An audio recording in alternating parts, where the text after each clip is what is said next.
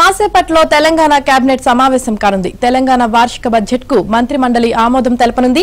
అసెంబ్లీలో deputy CM బట్టి Vikramarka budget ప్రవేశపెట్టనున్నారు. ఇక దీనికి సంబంధించి ఓవరాల్ గా పూర్తి అప్డేట్స్ ని మా ప్రతినిధి నర్సింగరావు లైవ్ లో అందిస్తారు. నర్సింగరావు, మరికాసేపట్లోనే కేబినెట్ సమావేశం ప్రారంభమవుతుంది. అసెంబ్లీలోని కమిటీ హాల్లో సీఎం రేవంత్ రెడ్డి అధ్యక్షతన ఈ కేబినెట్ సమావేశం ప్రారంభమవుతుంది. ప్రధానంగా ఈ రోజు అసెంబ్లీలో బడ్జెట్ ప్రవేశపెట్టబోతుంది ప్రభుత్వం. సో ఆ బడ్జెట్ కి ముందుగా కేబినెట్ అప్రూవల్ తీసుకోవాల్సి ఉంటుంది. సో అందుకోసము ఈ రోజు ప్రత్యేకంగా కేబినెట్ సమావేశం అవుతుంది. మరి కాసేపట్లోనే ఈ సమావేశం ప్రారంభమవుతుంది.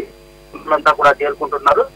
కొద్దిసేపట్లో ముఖ్యమంత్రి రేవంత్ రెడ్డి కూడా అసెంబ్లీకి చేరుకుంటారు. చేరుకున్న తర్వాత ఇప్పటికే సిద్ధం చేసినటువంటి బడ్జెట్ ప్రసంగానికి కేబినెట్ ఆమోదం తెలుపుతుంది. కేబినెట్ అప్రూవల్ తో ఈ రోజు ఉదయం 11 గంటలకి అసెంబ్లీలో డిప్యూటీ సీఎం మల్లు బట్టి విక్రమార్క, కౌన్సిల్ లో మంత్రి దుద్దిల్ల శ్రీధర్ బాబు బడ్జెట్ ను ప్రవేశపెడతారు. అయితే గత కొన్ని సంవత్సరాలుగా బడ్జెట్ ను పరిశీలించినట్లయితే ఒక కరోనా సమయంలో మినహాయిస్తే ప్రతి ఏటా కూడా 35 నుంచి 40 వేల బడ్జెట్ అంచనాలను పెంచుతూ వెళ్తూ ఉన్నారు. ఆ మేరకు బడ్జెట్ పెంచుతూ ఉన్నారు. సో ఈ లెక్కన గత ఏడాది 2.91 lakh crores బడ్జెట్ ను తెలంగాణ స్టేట్ ప్రవేశపెట్టింది. రాష్ట్రంలో తెలంగాణ ప్రభుత్వం ప్రవేశపెట్టింది. అయితే దానికి ఈసారి వాస్తవిక బడ్జెట్ ను ప్రవేశపెట్టాలనేటువంటి ఆలోచనతో బడ్జెట్ రూపకల్పన చేసినట్లుగా ప్రభుత్వ వర్గాలు చెప్తా ఉన్నాయి. ఏడాది పాలన పూర్తి చేసుకున్నటువంటి రేవంత్ సర్కార్ కి వాస్తవానికి రాష్ట్రానికి వచ్చేటువంటి ఆదాయం ఎంత,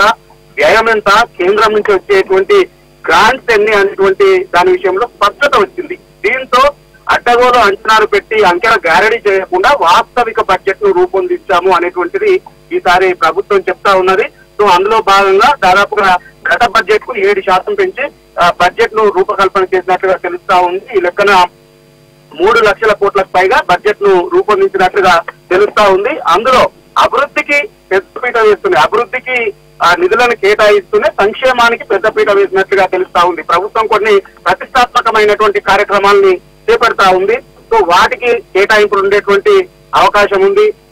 అందులో ప్రధానంగా మూసీ పునరుజ్జీవానికి, అంతేకాకుండా ట్రిపులర్ రీజనల్ రింగ్ రోడ్డుకి, అదేవిధంగా 4th సిటీ డెవలప్మెంట్ కోసము, వాటితో పాటుగా ప్రభుత్వము యువ వికాసం పథకాన్ని తీసుకొస్తా ఉంది. యువకులకి లోన్లు ఇచ్చేటువంటి కార్యక్రమం, దానికి ఒక 6,000 కోట్లను కేటాయిస్తూ ఈ విధంగా అభివృద్ధికి కేటాయింపు, అదేవిధంగా సంక్షేమానికి మేరవింపుగా ఈ బడ్జెట్ ఉండేటువంటి అవకాశం ఉంది. సో మరికొద్ది సేపట్లో కేబినెట్ సమావేశం ప్రారంభమవుతుంది.